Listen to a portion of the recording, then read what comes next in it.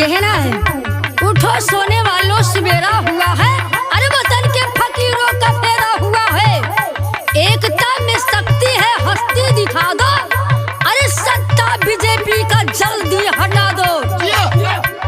माताओं और बहनों, आप लोगों से हाथ जोड़ के विनती है, 2022 के चुनाव में हमारे श्री अखिलेश यादव जी को भारी से भारी मतों से विजयी व कामयाब बनाए। जी हाँ दोस्तों और माताओं और बहनों, कहना है सीएम के ताज अखिलेश के बधाई, सीएम के ताज अखिलेश के बधाई, हमारी साइकिल राजधानी में जाई।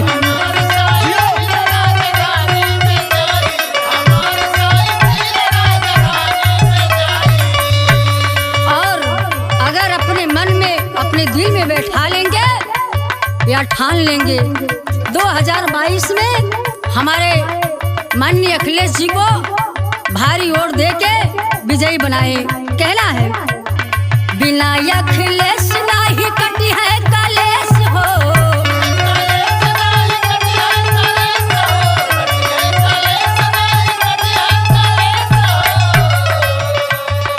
भैया बाबू मान ले बतिया विशेष हो।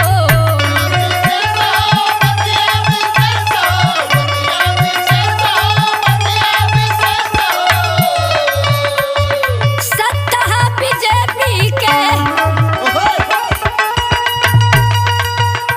अरे सत्ता बीजेपी के देवा हटाई, हमारी साइकिल राजधानी में जाई।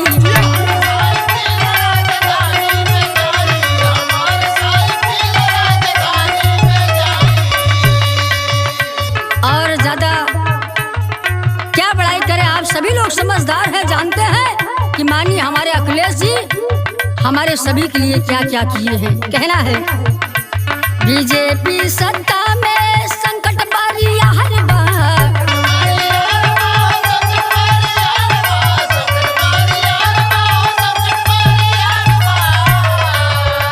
महंगाई कोरोना से जीना दुश्वार बा,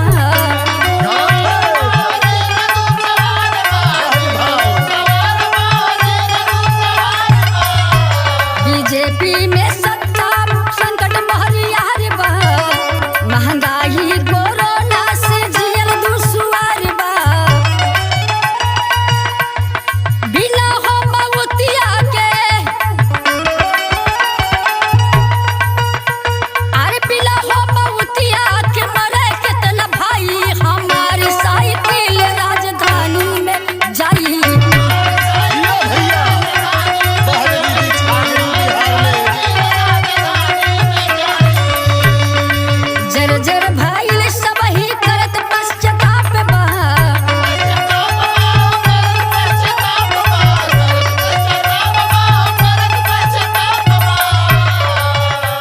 बीजेपी सत्ता में भारी संताप बा,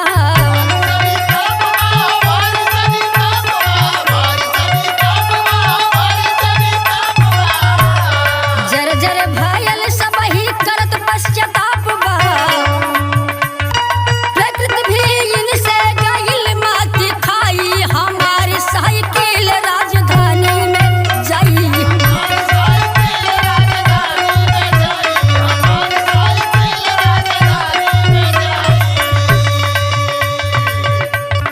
कुर्सी सत्ता एकता आजादी बिल